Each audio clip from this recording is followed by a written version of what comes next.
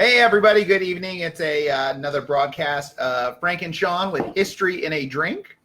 Tonight we're going to be talking about Memorial Day versus Veterans Day, and we're going to have two drinks that go along with it. We're going to have the Shandy and the Radler. So we're going to start off with they're basically kind of the same drink. It just depends on what you're adding to it. So what you get is a good old lager beer. So that's any of your stuff you normally drink. For us, we have a pitcher of PBR. Excellent. I'm going to fill that halfway on up with our lager.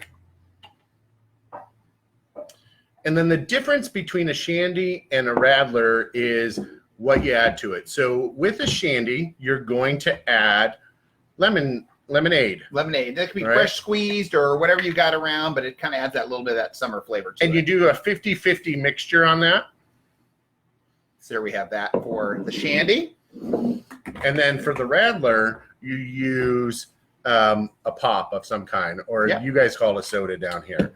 But we've got some Stewart's Key Lime. So some key lime soda. Now add a little bit more beer to yours because this is a lot more sugary. Okay. So you want to have it about 2/3 beer, 1/3 of the pop. I will never turn down more beer. That works out perfect.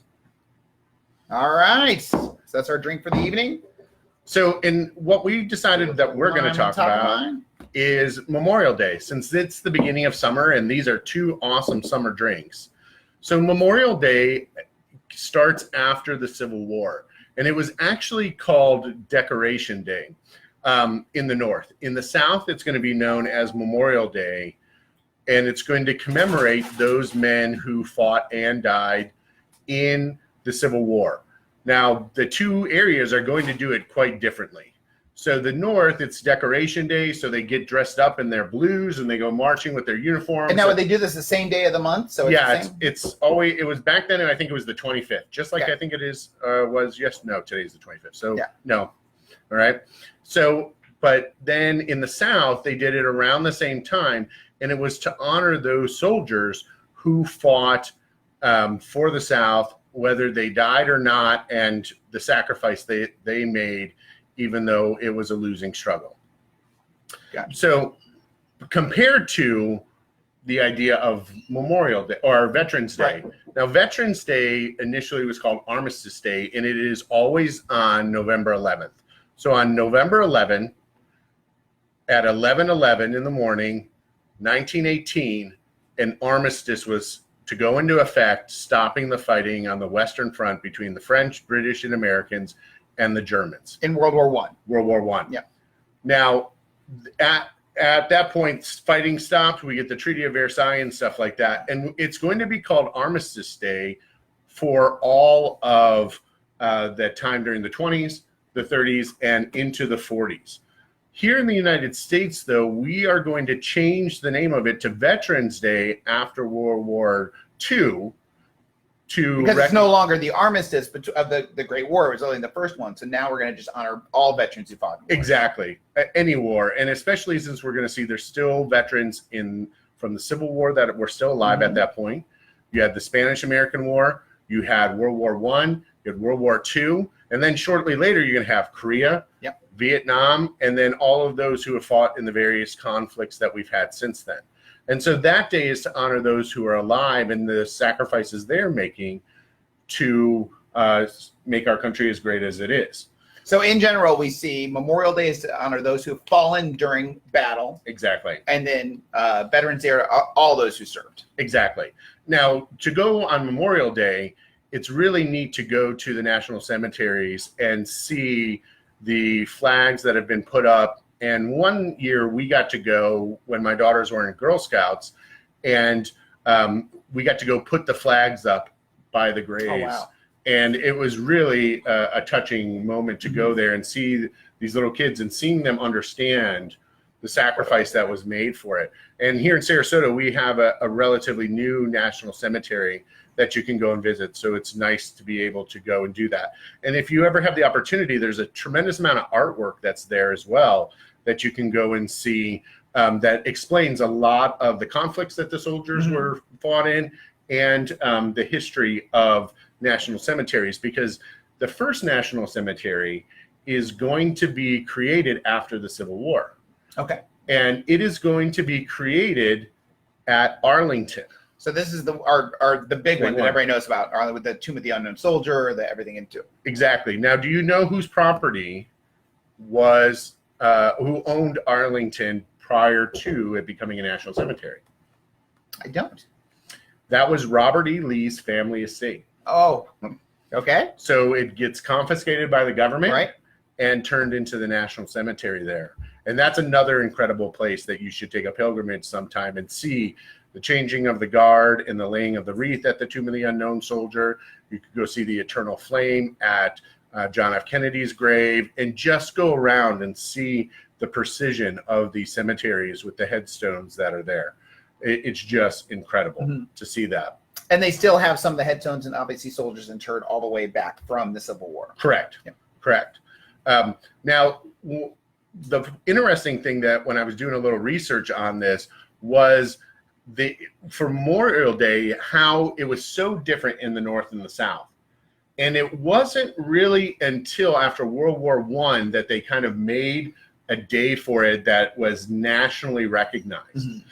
And each state had their own way of doing stuff. Gotcha. Because I know the town that I grew up in the park that we have, there's a clay park. There's this huge rock, and on it is a brass plaque with all of the men who died in the Civil War from Westlake, or it was called Dover back then. But then where I went to college in Allegheny College in Pennsylvania, they had another one of those memorials for all the kids or young men who were in college that went and fought during that time, because the Allegheny closed to be able to send all of the boys off to fight. I do know that one of the, locally in Florida here for us, the University of Florida, actually that their famous bell tower that they have there is actually done as a symbol for all of those young men who went to World War I and World War II and from Gainesville and from college and didn't come back. So that was their honoring to them. So there's all kinds of things all over the country that you can go and see and do that. Now, one of the other amazing projects that we have going on here in Florida is through it's called the Arlington of the Sea program. And last year they put out a small part of it, which is called Eternal Patrol. And it was a reef ball like the ones you see here, but much bigger, with a plaque of every submarine in the United States Navy that has been lost at sea. And when they were putting the reef balls in, they had someone representing each one of those ships, whether it was a family member of someone who died, or someone who had served on it before and had been off the ship when it actually sunk. So it was pretty incredible to see this.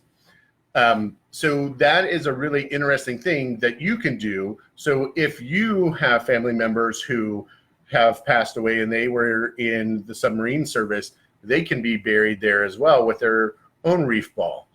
And they're working to enlarge that area and do all that stuff. And so that's through Eternal Reefs. And we're lucky because we get to see the guys building this stuff right across the street every day.